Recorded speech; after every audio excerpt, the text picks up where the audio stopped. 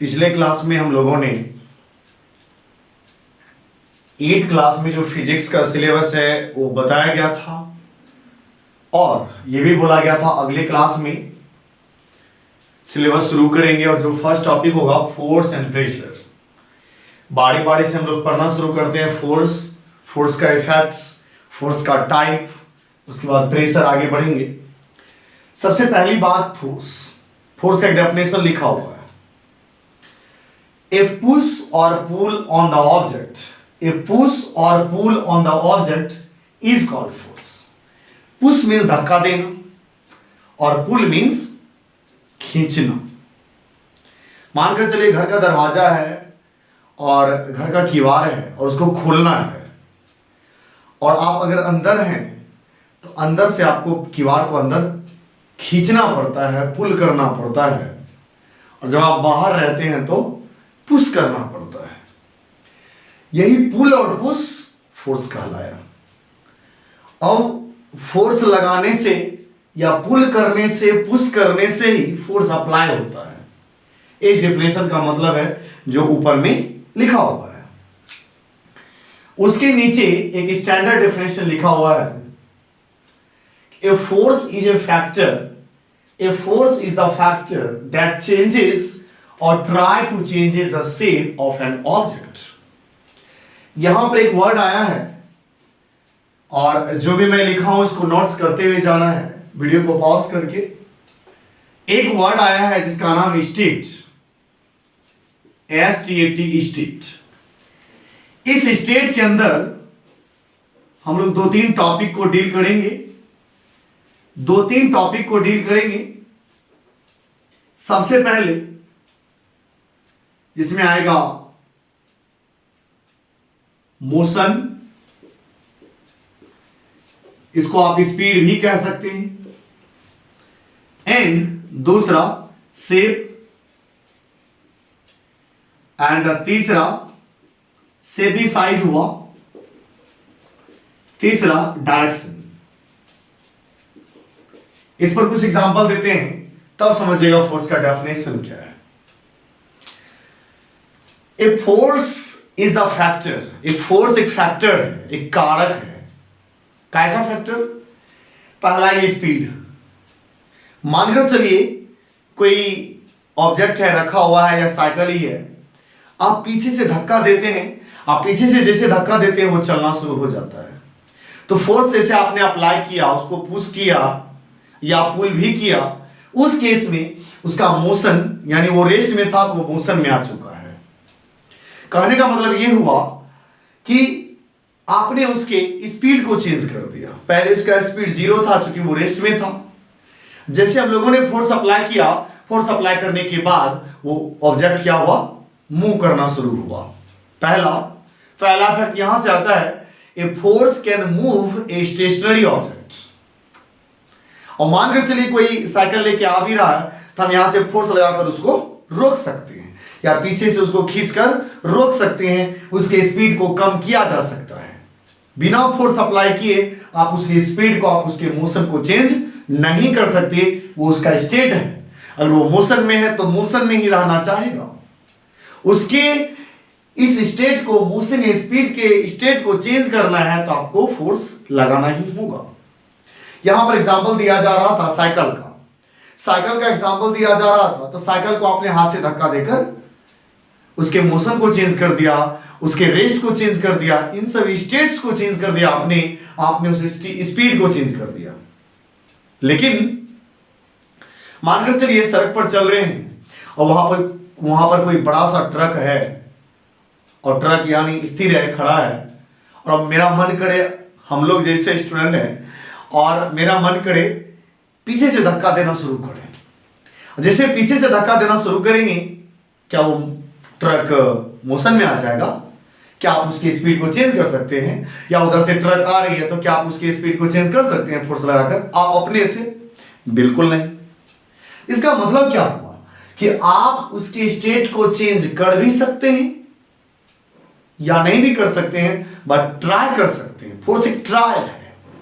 हाँ, amount of force वो कितना मेजरमेंट का फोर्स है, कितना अमाउंट है, उस पर भी डिपेंड करता है। एंड दूसरा है शेप। मानकर चलिए एक बैलून है, गुब्बारा है, उसमें एयर भरा हुआ है और बैलून के शेप को हम दबा दिए, वो रबर था, दब गया। एंड दूसरा एग्जांपल कोई रबर है, रबर को खींच लिए, रबर का या प्लास्टिक का कोई भी ऑब्जेक्ट है, आप उसमें हाथ से फोर्स लगाकर उस ऑब्जेक्ट के शेप या साइज को चेंज कर देते हैं।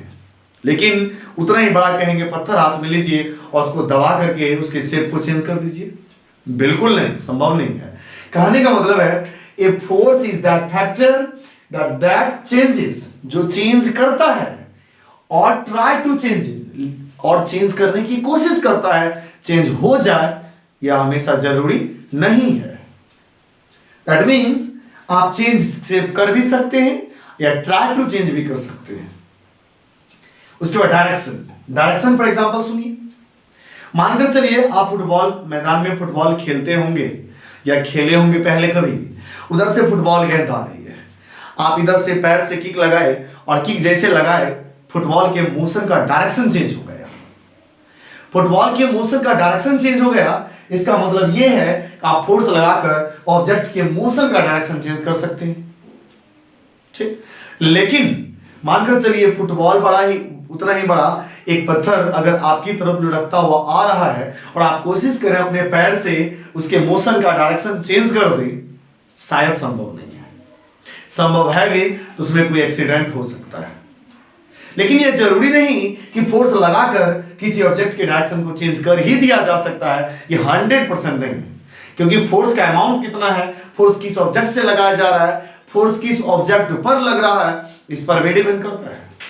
यानी ये तीन स्टेट है दैट चेंजेस और try to change the state of an object. Force किसी भी फोर्स एक ऐसा फैक्टर है जो किसी भी ऑब्जेक्ट के स्टेट को चेंज करता है या चेंज करने की कोशिश करता है।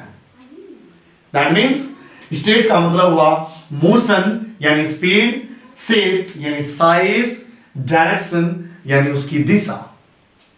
इस हिसाब से आप इसका डेफिनेशन, स्टैंडर्ड फॉर्म वाला डेफिनेशन जो सेकेंड लाइन में लिखा हुआ है, ये तो हम लोग 6 7 8 से पढ़ रहे हैं, हालांकि अभी 8 में ही है, 6 7 से ही पढ़ रहे हैं। Force, a push or pull on an object is called force, but a force is the factor that changes और try to change the state of an object. That means ये स्टेट है, यहां से उसका इफेक्ट आ सकता है। Effect यहां से आया, effects of forces. Effects of forces में जो मैं बोलूंगा वो आप सुनकर लिखेंगे। 4-5 इफेक्ट्स हम लोग यहां पर लिखते हैं। फर्स्ट इफेक्ट सुनिए, पहले सुन लीजिए, इसी स्टेज में से 4-5 लाइन निकाला गया है। A force can move, A force can move a stationary body. एक फोर्स रुके हुए ऑब्जेक्ट को मूव करा सकता है। ए फोर्स कैन मूव, लिख भी सकते हैं, लीजिए, ए force can move a stationary object. Second, A force can stop A moving body, a moving object. चलते हुए ऑब्जेक्ट को फोर्स रोक भी सकता है। A force can stop a moving object, a moving object. Point number 3, यानी कहने का मतलब आप एक एग्जांपल और दे सकते हैं पॉइंट नंबर 3 के लिए। कोई साइकिल चला रहा है, आप साइकिल खींच कर या उसको पकड़ कर उसकी स्पीड को घटा सकते हैं, बढ़ा सकते हैं, रोक भी नहीं सकते। मानकर स्पीड तो बढ़ा सकते हैं, धक्का और दे दे तो स्पीड बढ़ जाएगा, या उल्टे डायरेक्शन में फोर्स लगा दे तो स्पीड घट जाएगा। ए force can change the speed, A force can change the speed, A force can change the speed of a moving body, yeah, of a moving object. And fourth point हम इधर ही लिखना चाहेंगे, force can change the speed of a moving body. चौथा ये हो गया motion से related तीन लाइन आया, 3 lines.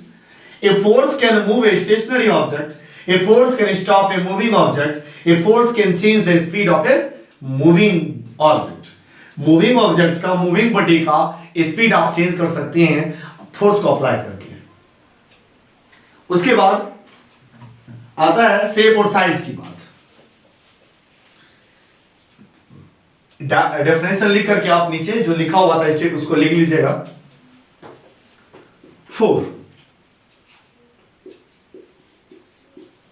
A force can change the shape. A force can change the shape or size of a body, of an object. Of an object दे रहे तो दीजिए of an object. फोर्स लगाकर आप किसी भी ऑब्जेक्ट के शेप को चेंज कर सकते हैं, उस ऑब्जेक्ट के साइज को चेंज कर सकते हैं। कैन का मतलब है चेंज हो भी सकता है एंड ट्राई टू चेंज नहीं भी हो सकता। फोर्स के अमाउंट पे डिपेंड करता है, इसलिए कैन वर्ड दिया गया है। B, a force can change the direction. A force can change the direction of a moving body, can change the direction of motion लिखते तो ज्यादा अच्छा रहता। Direction of motion of a moving object. उसके बाद स्टेट में 3 बातें थी, उसको आप जरूर नोट कर लेंगे। पहला मोशन, जिसको आप क्या बोलते थे, स्पीड। उसके बाद शेप, जिसको आप क्या बोलते थे, साइज। उसके बाद उसका मोशन का डायरेक्शन। इस बात से क्लियर है फोर्स का इफेक्ट्स हम लोगों ने पढ़ा 4-5 पॉइंट में, और फोर्स किस किस स्टेट को चेंज कर सकता है। रेस्ट में है तो मोशन में ला सकता है, मोशन में है तो रेस्ट में ला सकता है, एंड उसकी स्पीड के मैग्नीट्यूड को चेंज कर सकता है, और उसके शेप एंड साइज को चेंज कर सकता है, और उसकी मूविंग बॉडी के ऑब्जेक्ट के डायरेक्शन को चेंज कर सकता है। इस तरीके से ये फोर्स का जो बेसिक बातें बताई गई उसका डेफिनेशन के साथ उसका क्या इफेक्ट था, आप इसको रिवाइज करेंगे, नोट्स जरूर करेंगे। नोट्स से अगर अपने से लिखते हैं तो बहुत ज्यादा फायदा होता है।